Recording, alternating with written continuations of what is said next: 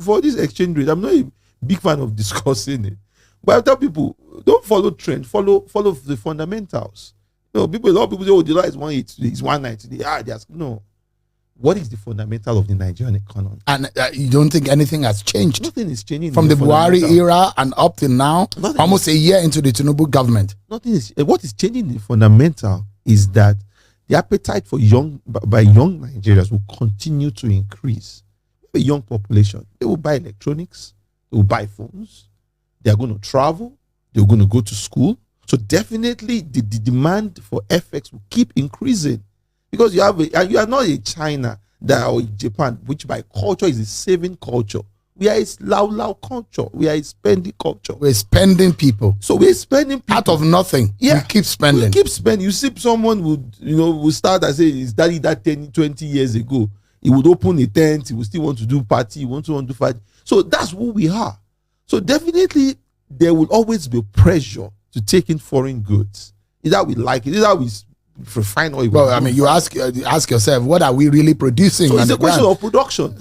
And we cannot produce. We do lao on what we do not produce, anyways. Exactly. Not on the things we produce. Exactly. Telephones we don't produce. Cars we don't produce. TVs you don't produce. Even the clothes you are wearing that is locally sold here, the material is imported. So as long as it's so bad that the adire that is being produced, touted to be produced in Abeokuta, the materials are imported from China. Sadly so. Yeah, that's why I say people should, when you look at exchange rate and make a decision, follow the fundamentals.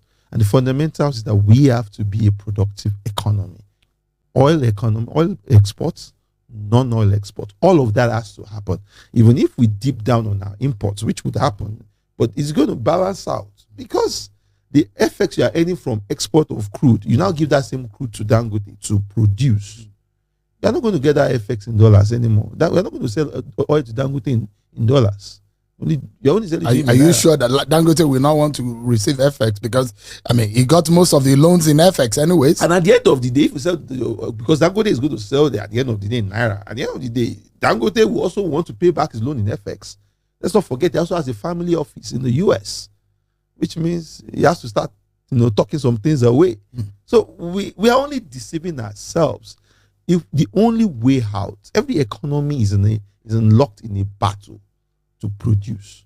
And we have an opportunity with oil, with gas. Let's say we didn't even sweat for all of that. Now, beyond that, agriculture, mining, manufacturing, export, what exactly are we going to stimulate? Without us not doing that, we'll keep going to this sinusoidal movement with our currency.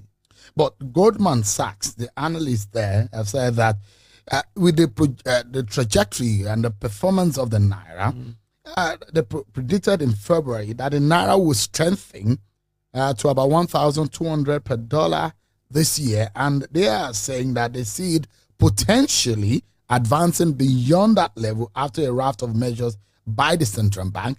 And they are saying that it will appreciate so much that the Nigerian Naira would be one of the most or the best performing currency in the world. See, after a raft of measures, there's a clause there.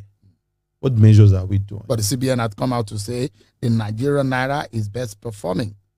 Because if you look at raft of measures, it's not only the CBN that will keep the Naira stable. The fiscal side has to do its part too, which is the Ministry of Finance. You have to have a grip on your capital expenditure. People are spending on projects that are not productive. They're only greasing the political machine. Where does all of that money go to at the end of the day? It turns to dollars. All of these people have families, they have children, all of them studying abroad, living abroad. What do they do with that money? So let's be honest with ourselves.